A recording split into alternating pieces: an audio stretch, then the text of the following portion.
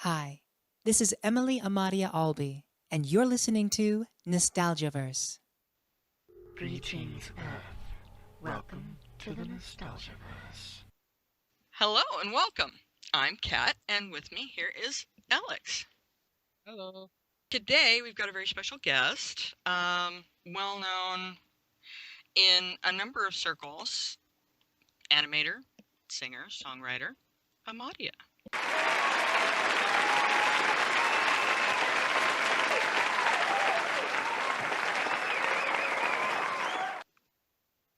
Hi, it's great to be here with the both of you.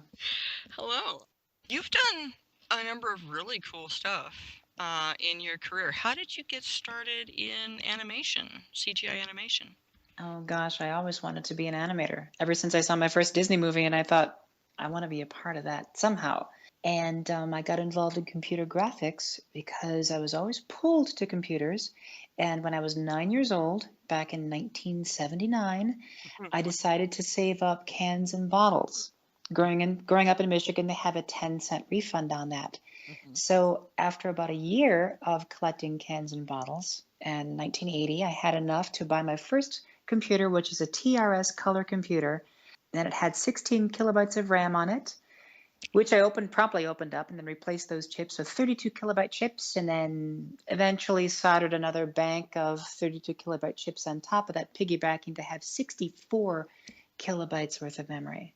And then that time, that was quite a lot. That was cavernous. Wow. That's really cool. So you Thanks. actually started kind of modifying your own computer at age 10, essentially. Pretty much, and learning how to program and machine code, and yeah, it was a lot of fun. Wow, that's amazing. So from there, how did you get into doing it professionally? Well, I moved out to California to be a harper, a performer, and I did a lot of things. I got a job done in El Cajon and was running sound down there, and I kind of got, I don't know, nostalgic from Michigan, and so I left California thinking, the animation industry really hasn't released any powerful movies. This was probably about 1993-ish or so. Thought, well, let's see if I can make a difference. And I got a job at the computing center at Eastern Michigan University, first the call center, then working my way up to be a microcomputer technician. And then The Lion King came out. And that fell on me like the proverbial ton of bricks. I can well imagine. My best friend had to shake me after the end of the movie. She was like, hon, the movie's over. It's time to go. And I was like, huh, what? Oh my God. So I was like, I've got to get back into this industry because hadn't been able to make headway in it. Previously, I'd lived out there in Los Angeles about a year and a half, 2 years or so. And it turns out that the company that was doing the animated storybooks for Disney Interactive, that company was called Media Station, and it was actually based in Ann Arbor, Michigan, which is right next door to where Eastern Michigan University was. Oh, wow. So I was like, oh my gosh, I couldn't animate, to save my life because I'd done some computer stuff to that point, but I hadn't done traditional paper animation other than a class that I took in college before I left college to apprentice to a flute master in the Virginia mountains. So I actually set up a course of guided meditation and study of Disney animated movies with one of those old VCRs that you can scrub frame through backward and forward. And over the course of about a month, was able to build up enough of a demo reel so that when I submitted the reel to them, they saw enough promise in me that they hired me. Well, that came the real problem. Because here they are. I sat down my first day of work, my own animation table and my own computer for animation, and I'm like, I got my first scene folder, and I'm like, oh my God, I can't do this. Oh my God, I'm gonna have to walk into John Lucas's office and say, gosh, I appreciate your faith in me, but I can't do this. But I thought, no, wait, I'm gonna draw at least one drawing at this really cool animation table, and then I'll quit because I got to draw at least one drawing. So I drew one drawing, and I was like, no, let's just do two drawings. Okay, let's do two drawings. Now let's animate this scene and let them fire me. That way I won't have to quit, right? So I animated the scene, and it was in Jan Pankowski's Puzzle Castle. And it was of this lady carrying a stack of dishes, and she flies up into the air, really squashy, stretchy, Fleischer type animation. And we're going through dailies. Person with the company's name was David Gregory. When this came through there, he stopped it. He was like, "Hey, wait. Who did this?" And I was like, "Oh, crap. Here it comes. I'm going to get fired in front of everybody. Isn't this going to be great?" And he said, "We need more animation like this. This is good stuff." Which completely took me by surprise. And I was like, "Oh, cool. I guess I'm an animator now."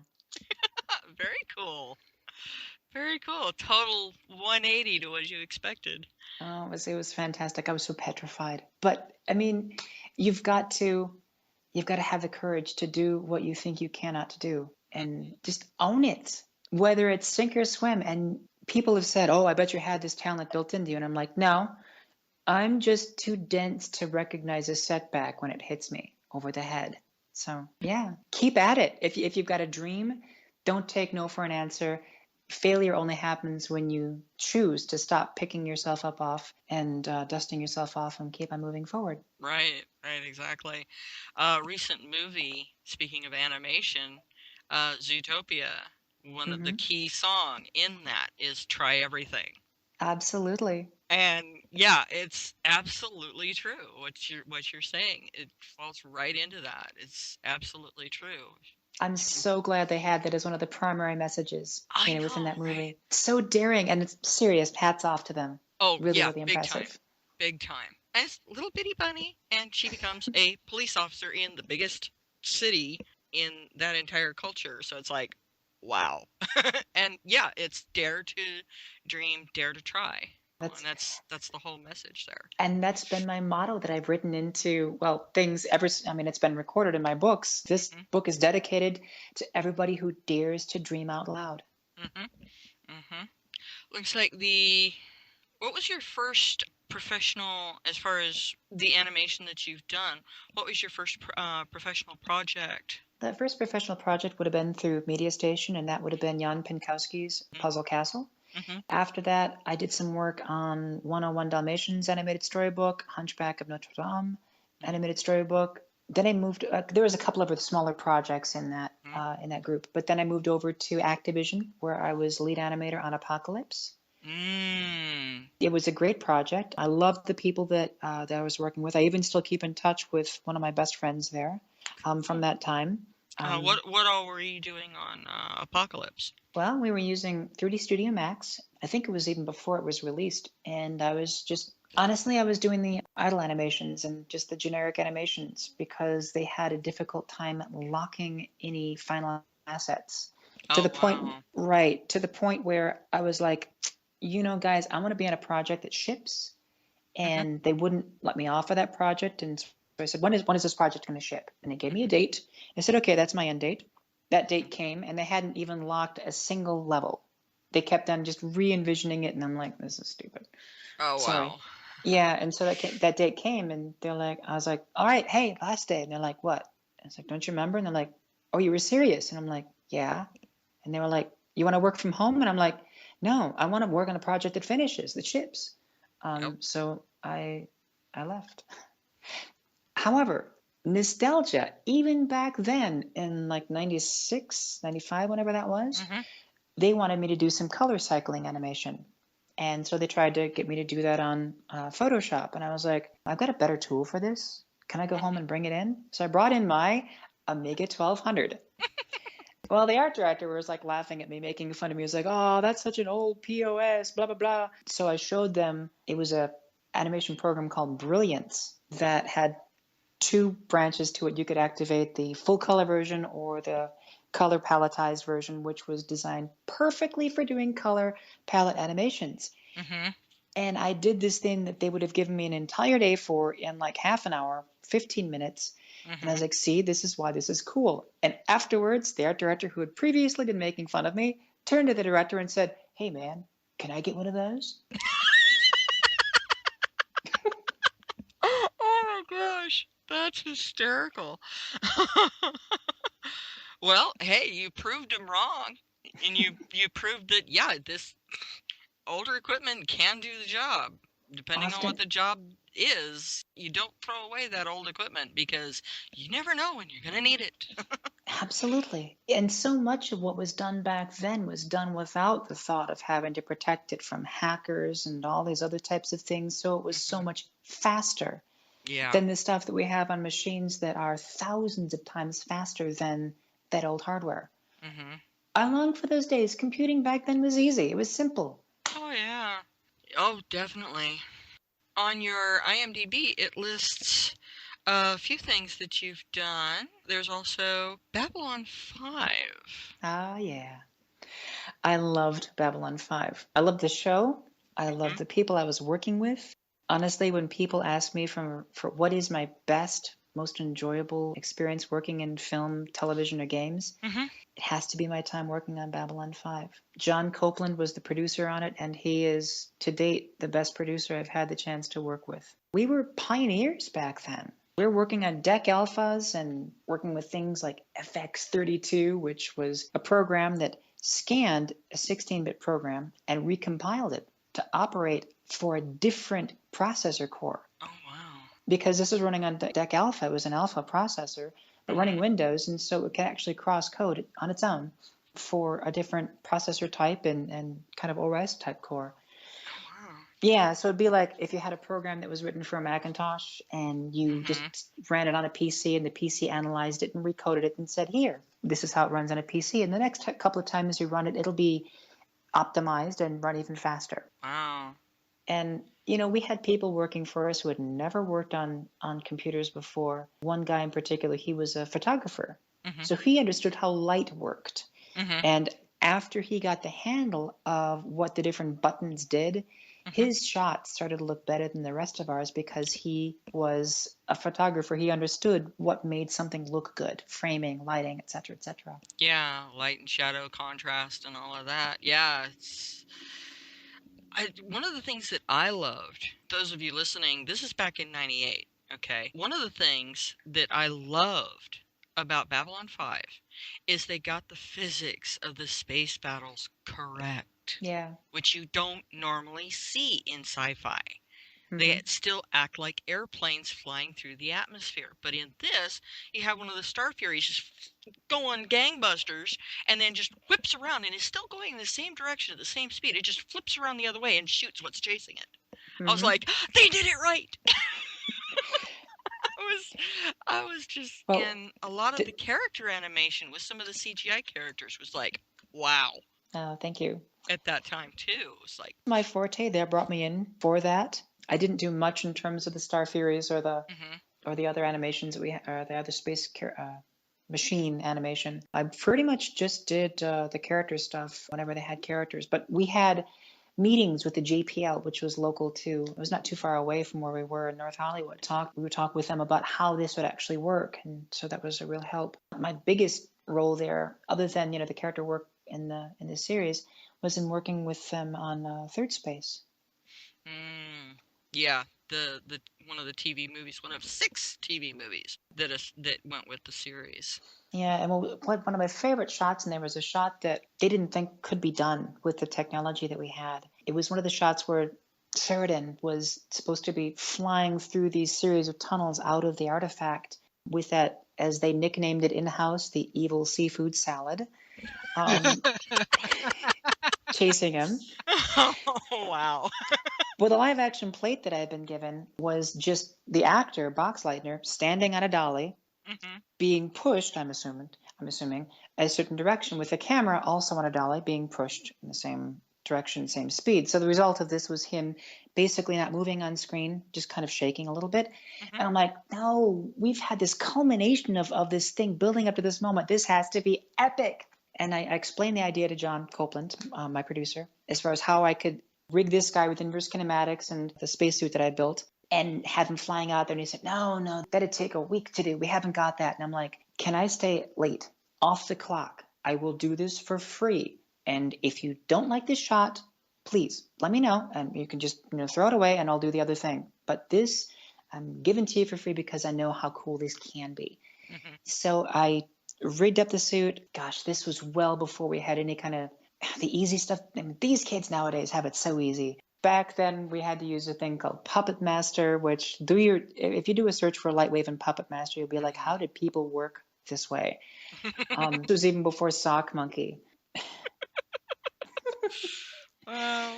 Yeah, that was Newtek's answer to Puppet Master. So anyways, I got this thing done. And if you've seen the made-for-TV movie, you'll know the shot that I'm talking about. He's Yeah. flying through these tubes and his legs are flailing as the rocket pack, throws him left and right.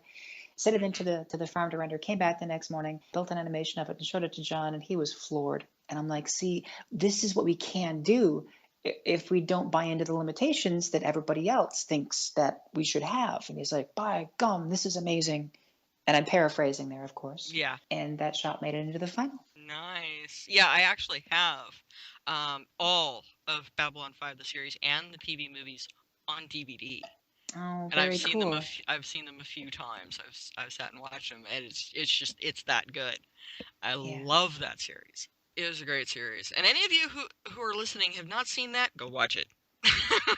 I am not kidding. Go watch it. Right. The computer graphics definitely looks dated, but we were bleeding edge there. We were doing things that you couldn't do at the time, and that's the problem with all this CG even that we're doing nowadays. Give it 10 years. And the best looking thing today will still look dated in 10 years. Some of it still stands the test of time. I mean, especially some of the animations, it still looks really, really good. Even dated as it is, it still looks really, really good. Like the animations of the shadows. Oh, God, those things are creepy. But in the best way possible. That was intense. Funny story, I went to Anime Boston, two people dressed up as a Vorlon in a shadow costume. It was great. Oh my gosh. Yeah. I actually, at NorwestCon one year, saw somebody in a Vorlon full encounter suit. I was like, wow, dude, that's cool. That's awesome. Well, a couple of years ago at Phoenix Comic-Con, they had a 20th, it was at the 20th or 25th retrospective of Babylon 5. And so I was there as a speaker, getting a chance to see these folks I had worked with and the actors again. It was just like, oh my God, I missed you guys so much. That's cool. That is very cool. Another thing that you've got listed on here, Battlestar Galactica. This is the 04 series. Tell us about that one. Well, I was hired by Kelly Lee, introduced to the people by Kelly Lee Myers, who had read my books that I'd written when I was up in Alaska. He liked my work, and his nickname is also Katt. Yeah. And anyway, he's a great guy. I still keep in touch with him. Brilliant, brilliant mind. Anyways, working with him and Gary Hutzel and the rest of the folks down there. Yeah, it was really a great experience. I was actually just brought in to help out in-house on season 3 of that with the Silent Centurion animation that had been done by, oh gosh, I think it was Atmosphere VFX was the company up there.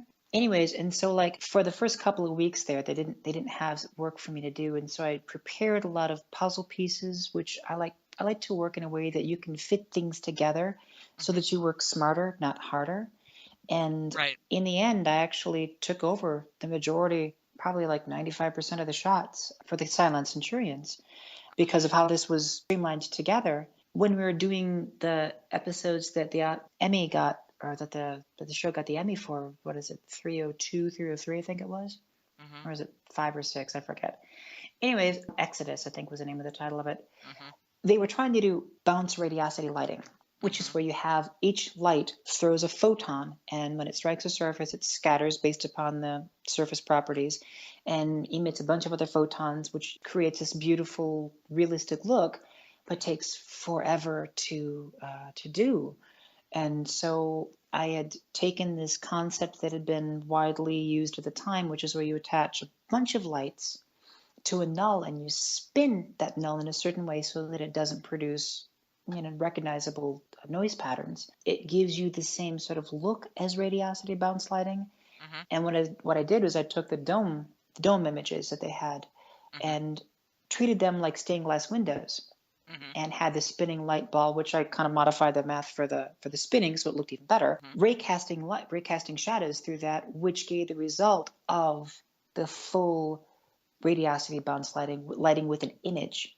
instead of just kind of general ambient occlusion style lighting, which is what the spinning light previously had produced. Without that, I was told that they wouldn't have been able to finish the rendering with the render farm that they had at the time. Anthony Alvaro was my supervisor, or no, he was a production coordinator. And he even said, yeah, there's no way they could have finished that at the time. Because, I mean, we're looking at computers that are much, much slower than they are nowadays. And the great thing about raycasting lights through that is it actually generates true specular highlights. Whereas working with radiosity lighting from an image, you don't get, at least with Lightwave, you didn't get the specularity data from that. Yeah. Yeah. You can, and if you watch the series, you can kind of see differences in the Centurions between the first 2 seasons and then season 3. There's a difference, and they do look better in season 3. I do remember that. Well, I tried to make them as powerful as the actors that we had, as like, Edward James Olmos, Eddie, or, Mary McDonald, just really bring out the acting capabilities of these beings. And there's a lot of really good actors in there. In fact, one of the guys that was in it was in the original Battlestar Galactica from '78, Richard Hatch, whom I actually got to meet him at Jet City Comic Show. Oh, that's so cool. In 2014, he and Dirk Benedict were there. Oh, that's awesome. And I got to meet the two of them, so yay! Well, hanging out in the lunch lines and talking with the actors, even the top stars like Eddie and Mary and, Katie, they were so down to earth and so pleasant and just wonderful to be around. I mean, they were great, great people. And it shows in their work on screen, the kind of person that they are. Even when they're playing really tough, intense, or bad guys, you can you watch and you can see the subtleties of their own personality, kind of in the background a little bit. And you can tell if somebody's a really nice guy or if they're genuinely mean. Yeah, well, in a lot of that. In the books I wrote on animating, the evil characters, the bad guy characters, if you make them just evil, then it's a cardboard cutout. You have to make them relatable to your audience. And if the audience feels like they could follow this path or succumb to this person if they were met in the dark alley, it's like, yeah, I could totally get on with this person. We had coffee together. Then you've made a connection, and that's what the challenge of acting really is. And an animator, you are an actor. You just, instead of acting with your body in real time, you're acting with a pencil or acting with a mouse or a stylus or whatever. And you have to bring across not just their actions, but their intent, the emotion, the whole presence of being. Right. And make them real, even if it's just pixels on a screen. Right, and try to hide things that animated character doesn't want to be seen, and hide it just barely good enough so that the audience, if they're sharp, can pick it out. And the audience then puts themselves into it. They have an active role in the observing of this. They're not just a passive observer. They're actively observing this, and they're like, wait, I know it's going to happen. But you can't make it easy for them to get. Otherwise, it's indicating. Subtlety is a really good tool when it comes to acting. It's a really good thing to have and be able to do. In the interim, apparently, according to your IMDb, you were assistant animator on Dinosaur in 2000. That's correct. Yep. I had wanted to work for Disney feature animation since I was a kid, for as long as I can remember. And on a whim, I'd already applied to Disney about 3 or 4 times previously, and of course didn't get hired by them. And when I applied for them, as Babylon 5 was winding down, they hired me, which was really sad around Netter Digital, because the guys had gotten things like Max Steel and these other things, because they were like, hey, finally, here's some real juicy animated roles for you to sink your teeth into. And I'm like, guys, I am so sorry. I get hired by Disney. I've got to go. When I was hired by them, I was told that it's a formality, since I hadn't done any feature work for them, or feature work on record, to be an assistant animator for a couple of weeks, and then we'll bump you up to animator. And a week after I got there, they're like, no more promotions. And I'm like, oh well. But I got a really great lead animator on Yar, I still keep in touch with him. He's still a very close friend, Mhm. Tom Roth. He still animates every day. He let me take reins on some scenes and stuff. So I did get some chance to animate full character and facial and stuff. Even though my old name is top of the alphabetical top of the assistant animators. Mhm. And that's something I'm not, by the way, any listeners out there, if you search my old stuff, you'll find that under Timothy Albee. I am now Emily Amadhia Albee. I'm soon to be Emily Amadhia King. Mm. And yes, I happen to be transgender, but yeah, it's just part of, hey, just part of me. So yeah. Mhm. I've known a number of people who are transgender, including my soul brother who lives over in Chicago area. For me, it's like, oh, okay. It's just you are who you are. In Sorry, 04. I didn't mean to jump tracks. Do we want to Oh go no, back to it's cool. Dino? And No, okay. it's cool. It's cool. So you did Dinosaur, Hmm. and then in 2000, and then there's this little independent project that you did, which I actually have the DVD of. Awesome. I finished watching that an hour ago. Very cool. Well, that was a test. See, after Dino, I left Disney to create an animation studio with my best friend and my old agent and a friend of theirs. I needed some time to clear my head after we had some, intense projects. So I was going to go on a sabbatical. I had always wanted to go on a sabbatical. So I packed my stuff up in my little Volkswagen Cabrio and drove up to Alaska. And while I was going to be there for a year, I was planning on painting, writing books on animation so that other people could make their dreams come true as well. Because, hey, if one person does it and it dies with them, as it were, where's the benefit in that? Right. If I leave a trail of breadcrumbs, then if you really want to be an animator more than anything else, and you put in the work, you got to show up at the page and you've got to learn to love whatever work has to be done. And of course, then you reap the benefits. Yep. After about 6 months there, I'm like, I have the focus without anything pulling at me because I was living about 20 miles north of Fairbanks, Alaska, Oh in wow. a cabin in the swamp. And it was a one-room cabin, no running water, an outhouse, and I had to go get water every week in these big 5-gallon pails out of a free-flowing artesian spring. Oh wow. I've been told stories by people. I was at Disney, and when we were sitting around having story creation sessions with the people at Exile Films, Mhm. that I would walk 100 miles. I would mush 100 miles to see those stories.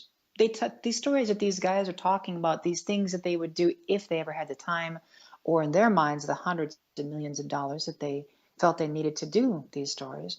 And I'm like, technology is going so fast that the laptop that I had at that time was just slightly under the SGIs that we had to work on Dinosaur a few years previous.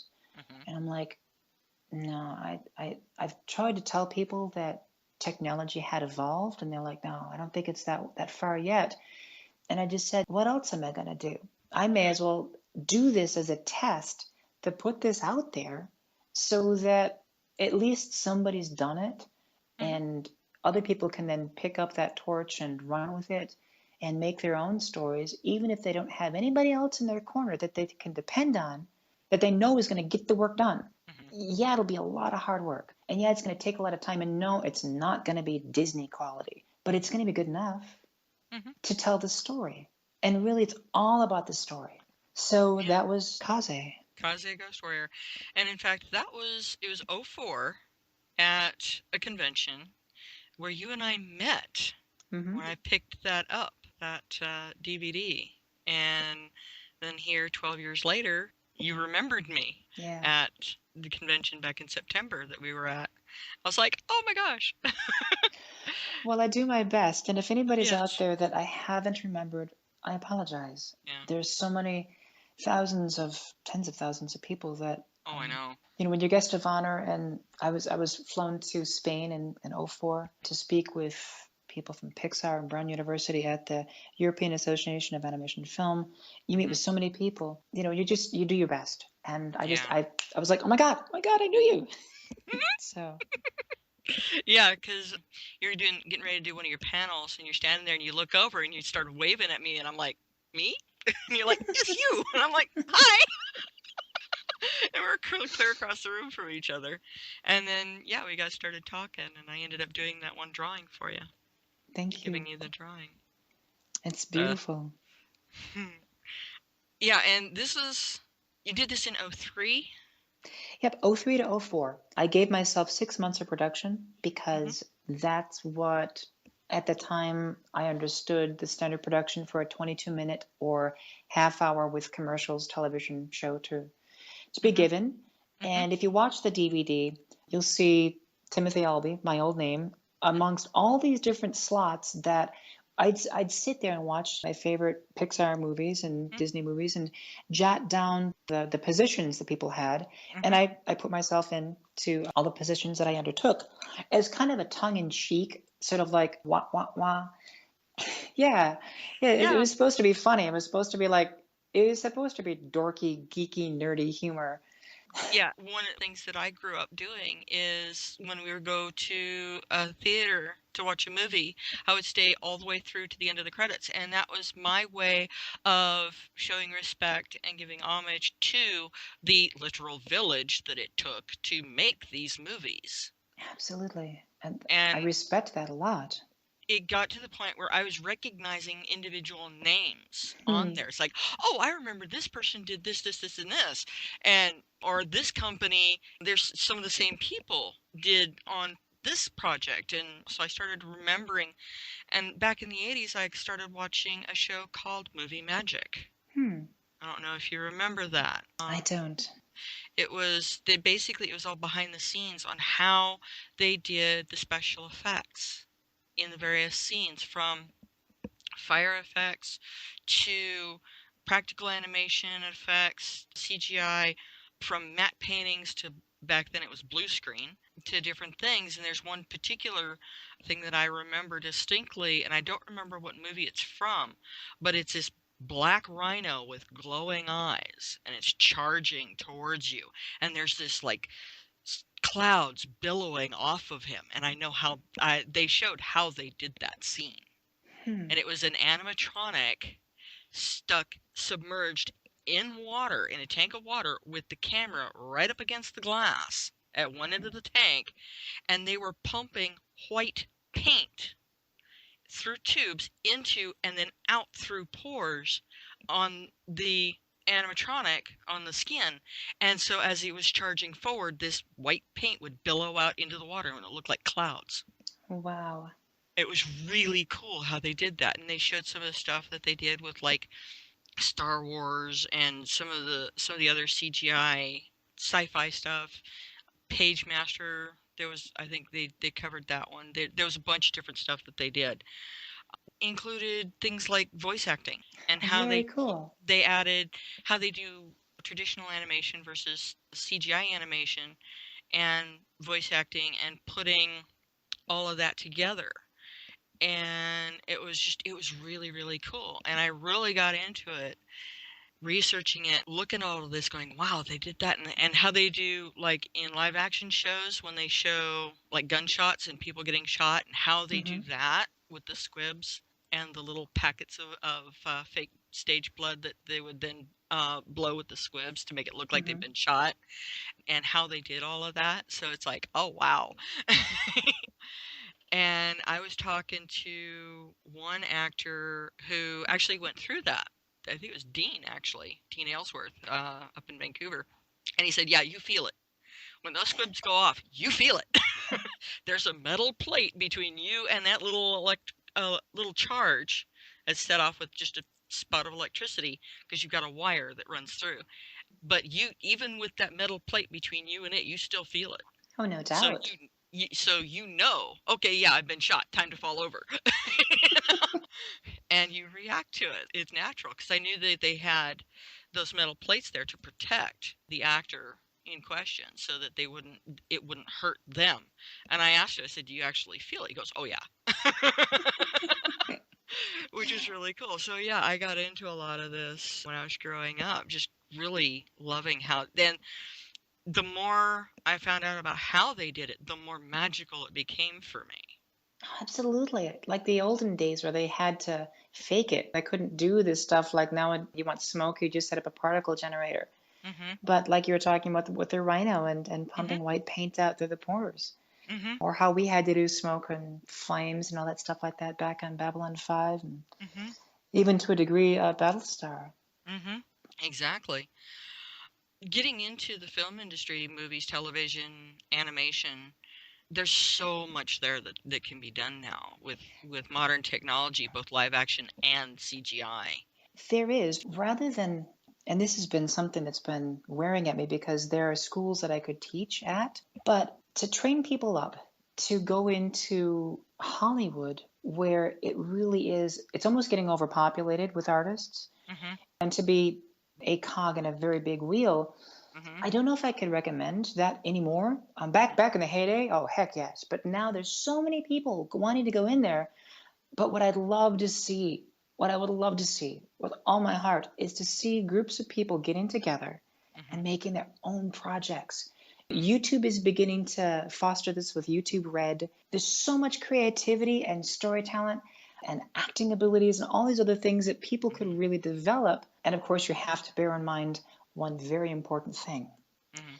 There is a certain number of bad whatevers in you before you start to get good. Mhm. So your job in doing whatever that is, whether it's writing books, animating things, doing movies, making your own live action stuff to submit to YouTube, your job is to get those bad ones out of you as quickly as you can, so then you can get on to the good ones that hide just behind the last bad one. Mhm. Mhm.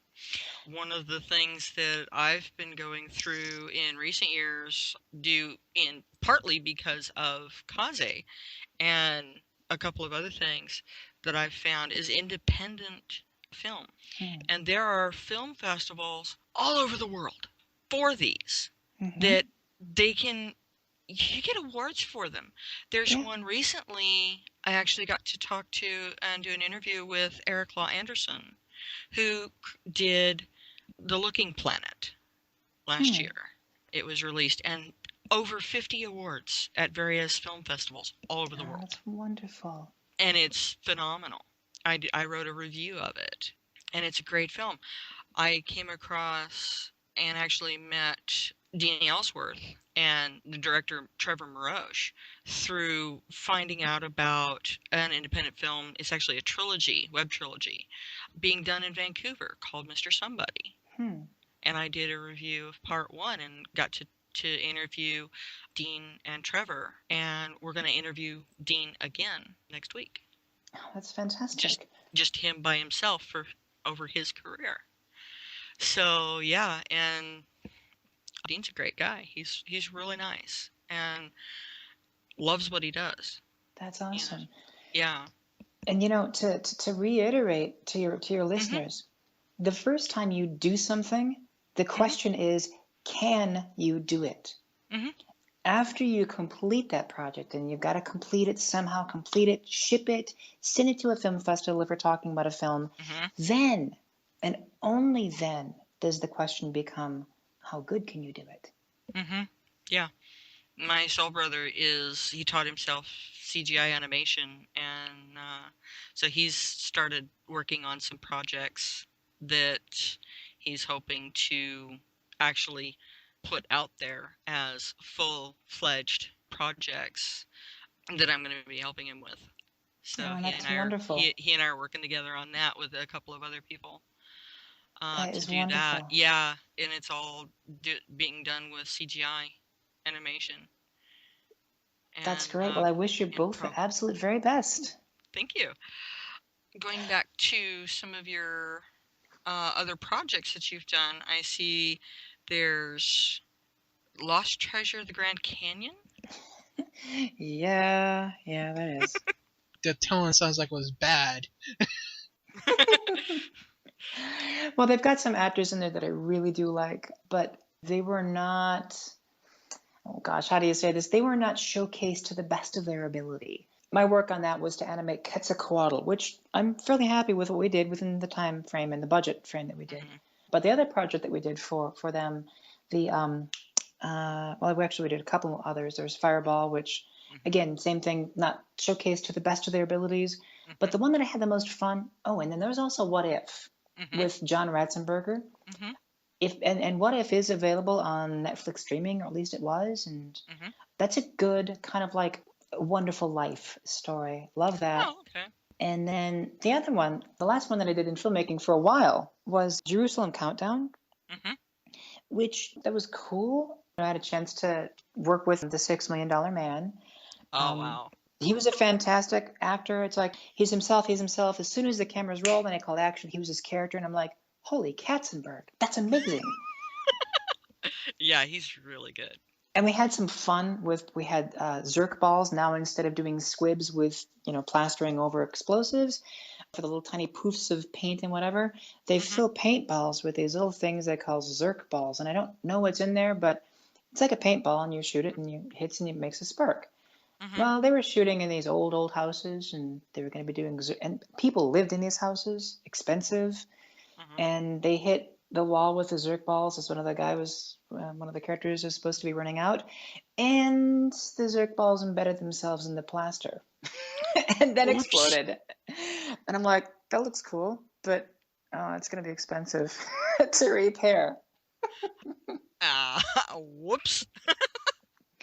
Yeah, the big shot there was the plane exploding, which I was really happy with that. I loved how it happened, and I was working with a guy that I eventually left the film industry to work with alongside at one of these companies that works for the DARPA function, Hmm. defense and research and stuff. And so I had worked with him to see exactly how a plane would explode if it was done in this particular fashion. The initial explosion atomizing the fuel, and then the wing expanding, because that's where the fuel is stored. So we had it looking exactly right, and then they're like, no, change it. And I'm like, oh, God, why? So after that, I left the film industry for a while and worked for a company called A2T2, Mhm. which is short for Advanced Anti-Terror Technologies, which is really just hysterical because I'm like, the meekest, mildest person you could imagine. And here I'm working for a company that's an anti-terror functionality. Now, granted, what I can talk about is that I wasn't, what I can talk about is that I was working on a project for rehabilitation for the wounded warriors, which made me feel great. Helping the folks who come back from places where they see things that no human should ever see, Mhm. people treating each other the way that people shouldn't treat each other, Mhm. that their great spiritual leaders tell them they shouldn't treat each other and they're doing it and Mhm. thinking it's a good thing. Yeah. And helping them recover from that felt like this is healing. Because I feel like if I'm here on this planet, it's to try to bring good Mhm. and light. And so, yeah. That sounds really cool. Sounds like a really awesome project to work on. Well, it was neat. And I got a chance to learn programming because they were like, do you know programming? And I'm like, I will. And it just goes to show that anybody, if they really set their mind to it, can learn anything. And it had been decades since I had done even basic programming, Oh, wow. the acronym. And so I picked up C Mhm. Sharp and Java, JavaScript, and was coding Mhm. in Unity. And yeah, it was really interesting. Mm, very cool. So, what are you working on now, and what are your future projects looking like for the foreseeable future at least? Well, for the focus of trying to do something that spreads light and can't be turned around and used for negative purposes, I'm a singer-songwriter. Mhm. I write songs. And granted, I'm at an older age now than I was when I was younger, but I really think that it's important to do something that helps make this world a better place in ways that can't hurt somebody. Mhm. So I'm writing songs that, I mean, they're hopefully going to be enjoyable songs. Mhm. My first album, actually my second album, Mhm. came out last year, Mhm. and it's called Not Quite Human. Mhm. And the focus of that is that when you turn on the news and you see how people are treating each other, Mhm. and I don't know about you guys, but I'm like, if that's what human is, I must not be human, Mhm. because I feel the pain of both sides. I Yeah. can empathize with both points of view, and I'm like, oh my God, this has got to be so horrible. So I know that there's got to be other people out there that feel that they're just kind of one step outside of how people are treating each other. A line in one of the songs is, "And someone's got to speak for those who will die if humankind implodes." Mm-hmm. So it's pop song, it's rock songs, some R&B and stuff like that. But Mm-hmm. hopefully, if you sit and listen to the music and the lyrics, that I'm hoping that it will touch a place in people's hearts, and Mm-hmm. maybe 10, 20 years from now, maybe we'll have made a difference, just like the books did. Yeah, sounds awesome. Thanks. And I'm bringing back the animation into that too. Tell us about this. Bringing back the animation so that as a singer-songwriter, there's so much going on out there. Oh, yes. But as a singer-songwriter who also can animate, there's a little bit less of that. So I love the concept of the Gorillas. If you're not familiar with them, they're a great cartoon rock band out of England. They're a little hardcore, so if you like really heavy punk type music, you'll love that. What I would like to do, and what I am doing, is doing something like that, but making it so that it's kind of like with the music that I'm putting out. So I've got a cartoon singer-songwriter, and the high conceit is that she knows I'm writing her so that she's a cartoon that knows that she's a cartoon, and she's got her own Twitter, Instagram, Facebook page, YouTube channel, even MySpace. She's got her own MySpace account, and people will be able to interact with her, and I will be writing her from the point of view that she's a cartoon character who comes from these worlds where these ideals that we're supposed to behave like, and she comes to this world and she sees people, and these are her thoughts and reactions to that. Cartoons are kind of like the modern day fairy tales. They tell you that the morality plays. Oh, You know, yes. and they encourage us to choose right and to do good and to help others. And so, yeah, as far as being able to make a positive difference through the music and through this character whose name is Dream Song, and her handle is Real Dream Song. If you go to Twitter, it's Real Dream Song, and same thing on Facebook, and et cetera, et cetera. She's just getting started. Still working on tests because I still want to leave a trail of breadcrumbs for others to follow to do their own dreams. And I'd like to take this moment to say, wherever you are, whatever you're doing, be sure and use your powers for good. If you're going to be an animator, use those animator powers for good, hopefully. So I'm using Blender, which is an open source free program that anybody can afford. It's a powerful tool. And as I'm researching Blender and doing these tests and stuff, her YouTube page is going to be populated with these different tests. Facial animation, fur. Right now, we've got a test up there right now for full character animation with a test of a body type that's different than I had done in Kaze, more humanistic. I think I'm going to be going back to the more Kaze type characters, cartoony type things. And we'll see how this evolves. Sounds awesome. I've seen the animation test, full character animation test was really cool. Thanks.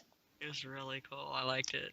Eventually, I want to see if we can have this be so that when I'm doing a live show, that we'll have the Dream Song character right there on screen, or maybe, who knows, if holography comes forward to do this all in real time. That'd be cool. We're living in the future. This should be awesome. I mean, we should all be having a Definitely. lot of enjoyment and respecting others to have their own flavor of enjoyment. Yeah. That's one of the things within geek culture, that spark of light, that spark of creativity and light that's always there no matter how dark the story may be. Yeah. There's that spark there. And that's in any sci-fi story. There's that one good character, or those values Right. that are those good values that people do hold dear, but don't necessarily practice all the time. It helps it's like a compass reading. It helps to keep us on course, to get back on course. But I don't know if you've seen this as well, but when I've gone to subculture conventions, sci-fi, blah, blah, blah, I see people able to bring that into being.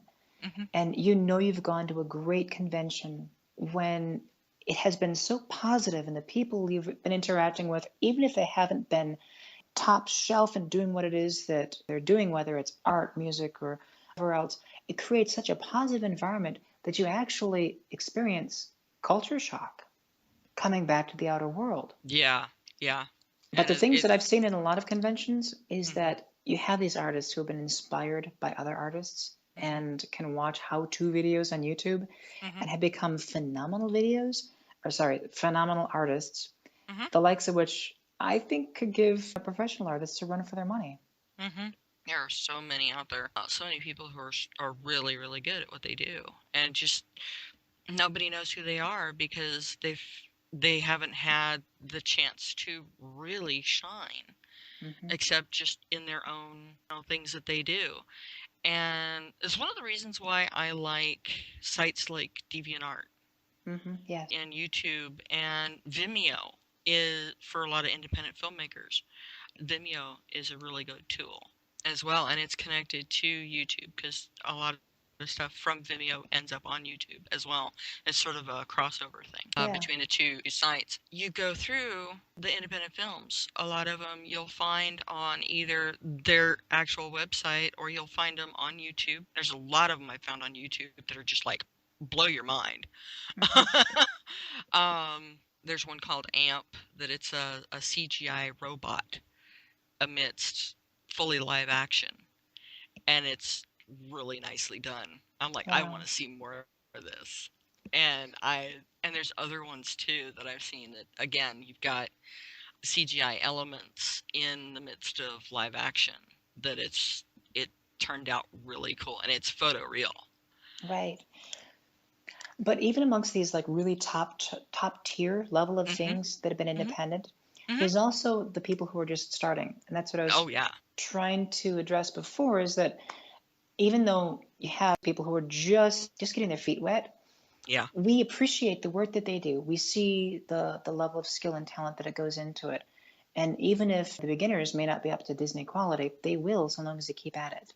Oh yeah. And And you look at like fan films like in amongst Star Trek hmm, fan films and Star Wars fan films, and some of them are the production values and costuming and sets and so forth might be a little bit cheesy, but there's a story there, and that's what exactly. matters. That's what Right. matters. And so Yeah. you watch them and you're like, this is cool. It's cheesy, but it's cool. And then you Right. get into things, you find stuff that some of these fan productions and independent productions, some of them are just fans, some of them are fans and professionals, some of Hmm. them are all professionals. So it runs the gambit, and Right. you'd be amazed at what you can do in the woods near your house with a couple of friends and a camera. Right. Right.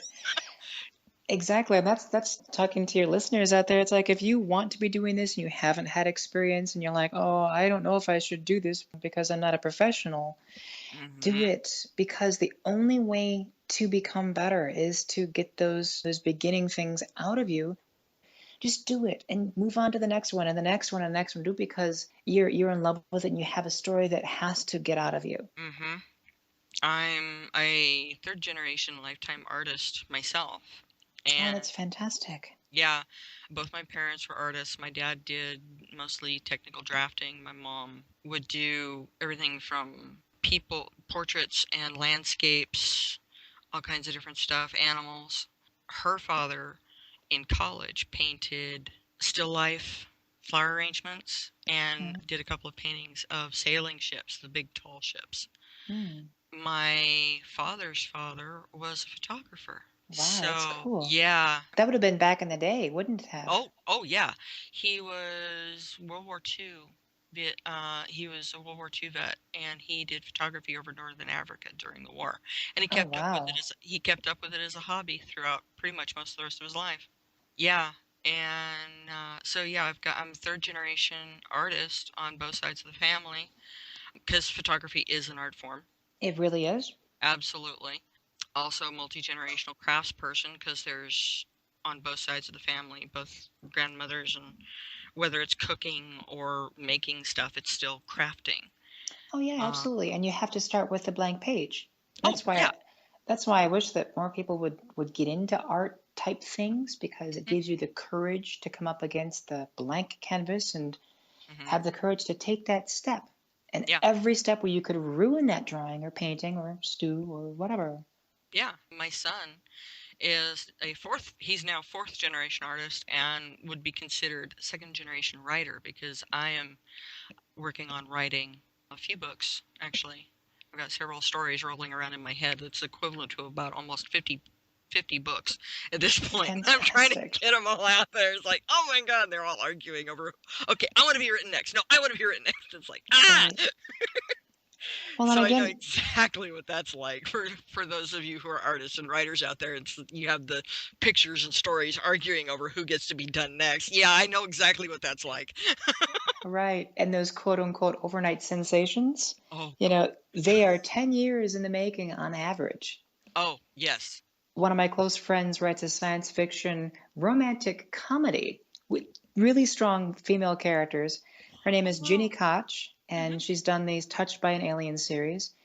She busted her behind for years, decade, like probably I think it was 12 years. And then she finally got that break, and she doesn't let up. She keeps on working her tail off. And I think she's on book, what, 17 now is her contract. I think Mm-hmm. 12 is published. Wow. And for those fans of you out there who like Amadhia, Amadhia, me as a singer, or want to follow things, get book 10 in her Touched by an Alien series because I'm actually written in there. And it's pretty true, pretty straightforward. That's cool. That's very cool. Wow. It's amazing how when you go out and you get online or you go out and about and you go to these conventions and you meet people, it's amazing some of the connections that you can make with people. Or just, going out in the public or just doing what you do. Yeah. No matter what that is, the connections with other people that you can make and little nods that people can give to each other in their own projects. It's like, yeah, I know this person over here. So that's really cool. Yeah, well, that's the power that I see within so many of these quote unquote fandoms is that Mm-hmm. we become fans of that which we ourselves create. Oh, yes. This is absolutely true. We're a group of I, people who were inspired to do by other people doing, and that oh, just builds. oh, yeah. And one of the things that I've come across, PBS actually did a commercial that's talking about inspiration. And there was this lady who was inspired by a show that was set in a particular time period. I forget what the time period was, but she fell in love with the show. And so she started writing fan fiction for the show. And then she was doing more and more research into the time period and fell in love with the time period and then basically came up with her own story and wrote her own books set in that time period that are completely independent of any other story. And it started from being a fan of this show that she saw on PBS. That is fantastic.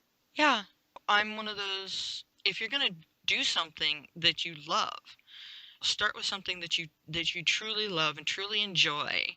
I see nothing wrong with drawing fan art or writing fan fiction or things like that, as long as you stay within the bounds of certain restrictions within that. In other words, you don't make money off of it, but you use that as your stepping stone, your building block to building your own style, your own work, your own stories. And you can do that, and it's absolutely possible, as this one lady had showed. I would agree. It's a great training ground. Yeah, and it helps, especially if you're writing fan stories and you share them with other fans and you get feedback. This is cool, you need to work on this a little bit. And by exploring an existing world, you see how far the rabbit hole goes and you start asking what if questions that maybe Right. the original author hadn't thought of. Maybe you might inspire the author to go in a different direction that they may not have thought of before. And that has happened, where a fan story has inspired the author to go, oh, interesting question. Let's see what a new story comes out of it from the original author. And by exploring an existing world, when you start creating your own worlds, you delve even deeper into that world and the what if questions. Exactly. And as a whole, writing gets better because Yes. that encourages other people to do more research and more things. And Yes. yeah. And I love seeing that. I do. I love seeing it. And that's why I'm one of those people, I will always support fan films and independent films and Hmm. independent writing and artists and stuff, because those are the people who are going to bring us forward creatively. Exactly. And some of those stories, like we mentioned way back when why I did Kaze, Hmm. some of those stories that are written by people who are just like, oh, well, I don't know if this would ever be made. Some of those have such power and so much more power than many of the films that actually do make it to the big screen. Oh, I know. And the studios, the big studios, they just want to play it safe. Hmm. And they don't like taking a chance on something. Every once in a while they'll take a small chance, but your better bet is to get it started, get it out there, and you'll find yourself with odds are you'll find yourself with a much larger fan base than you would expect. Like when I'm writing my books, I figure if 12 people pick up that book and read it, it's worth putting out there. And you and I both know that it's going to be more than 12 people. Right, right. And if you write the book that you yourself have always wanted to read and got Uh-huh. tired of waiting around for somebody else to do, Yep. you're going to connect with everybody who is on the same wavelength as you. Yep. And tell the story that you have always wanted to see told, Hmm. but nobody has ever dared to do so. Yeah. And there you go. And it applies to writing, it applies to comics, it applies to film, animation, any creative storytelling endeavor, even song, telling stories through song. Songs are miniature plays. Oh And yes. doing that thing, what we're talking about right now, is exactly why I'm doing the music writing, singing, songwriting, performing that I'm doing, Yeah. and also doing dream song Mm-hmm. intellectual property. Mm-hmm. That's dreaming out loud, and that's what I would love to see other people do too. And I would fully encourage anybody that if you got a dream, if you got a story, get it out there, get it told. Yeah. Do it, because nobody else is going to do it for you. Right. And just think, what if Spielberg hadn't done that? Right? Or George Lucas. Mm-hmm. And I mean, look at Star Wars. Mm-hmm. How many different studios he went through before he finally got the first Star Wars movie out? Right. Or J.K. Rowling with publishers for Harry Potter. Yep. And so many others that it's like nobody would even try. Look at Joss Whedon and Yeah. Firefly. Mm-hmm. I mean, seriously, all of these different stories, they went through studio after publisher after all these big companies, and they were like, no, no, no, no, no. And then finally this one guy said, okay, we'll try it. You don't necessarily have to do that, because the way social media and the internet and all the tools that are at your fingertips now, even just now, you don't have to wait for things to advance really much further at all. You can do it now. Mm-hmm. And the tools are right there. And you can get it out there and you can get it noticed. And just look at just going into into independent film productions, things that just people do with a few friends. Look at the film festivals and all the films that go through those, and some of the work that has been done with those. There's one's called 8 megahertz. Hmm. All it is one camera in a room with a girl and a radio. That's it. And it's very well done.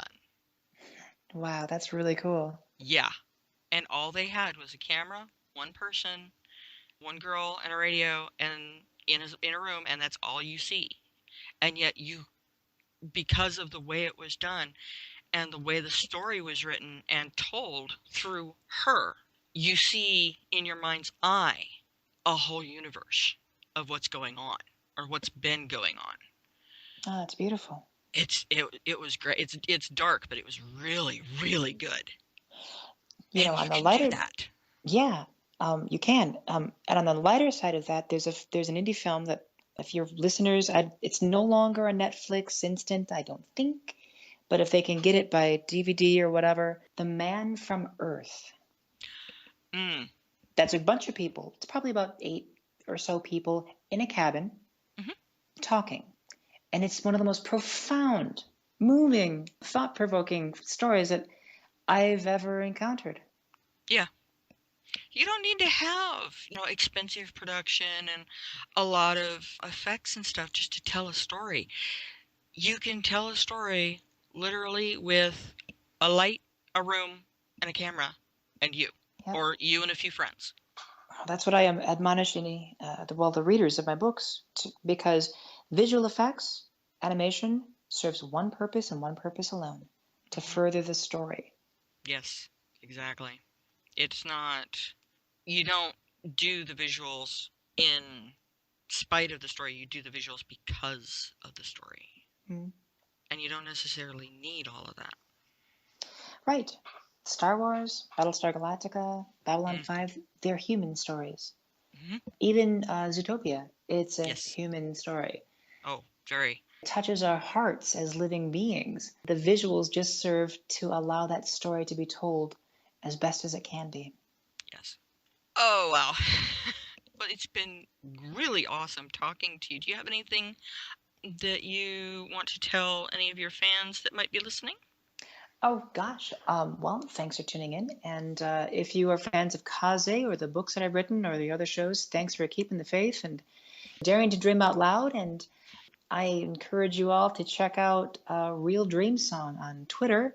We're still waiting to get the YouTube official channel, the personalized channel name up there. But keep following her, because that is where I'm going to be releasing all of the new songs that I'm going to be writing. And probably even releasing the songs that haven't been released that are finished now. And that's where the animation is going to be going, and the technology pushing forward to try to see how much can be done with the resources that any of us can have access to. Yes. So that's where I'm going to be dreaming out loud. And thanks. I really appreciate the opportunity to talk with you both. It was great talking to you. It really was. And I think with that, Alex? I'll say good night. Good night. Be well. It's a pleasure meeting you.